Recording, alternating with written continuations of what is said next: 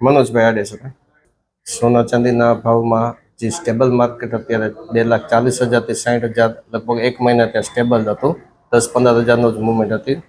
એ જે આ યુદ્ધના હિસાબે સીધું 25,000 થી 30,000 રૂપિયાનો વધારો સેટરડેના બંધ માર્કેટે થયો છે.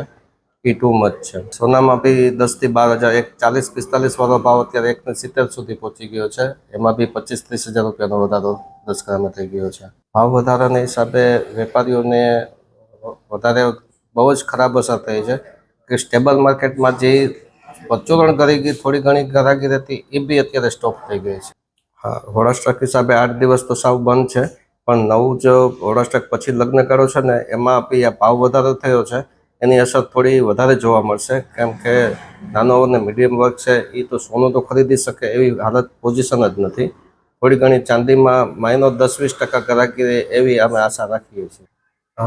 એક વર્ષ પહેલાં જે ચાંદીના વેસલ્સ આર્ટિકલ્સ એ બધું મીડિયમ વર્ગ અને મોટો વર્ગ બંને ખરીદી કરી શકતા હતા.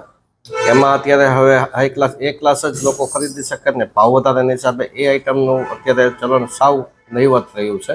એ 50% થઈ ગયું છે. ચાંદીનો ભાવ 50,000 થી 60,000 જે સ્ટેબલ હતો ગયા વર્ષે, એ 1,00,000 સુધીનો ભાવ હતો ને ત્યાં સુધી કોઈ પ્રોબ્લેમ નહોતો દેખાતો. પણ 1,00,000 પ્લસ પછીની જે હાલત છે ને માર્કેટની એ થોડીક વધારે ગંભીર છે. દેવા લેવા માટે સિક્કા લગડી ચલણી જે ચાલતું હતું એ બહુ જ સરસ રીતે નાનો પ્રસંગ હોય જેને 1000નું બજેટ છે એમાં 10 ગ્રામ 15 ગ્રામ ચાંદી દઈ શકાતું, એ અત્યારે 3,000 તો સિલ્વરના જ થઈ ગયા. એ મોટી તકલીફ પડે છે એમાં.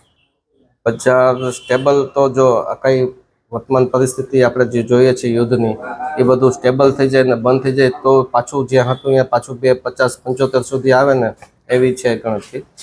બાકી તો ભાવ ઘણો બધો અપ જશે આનાથી.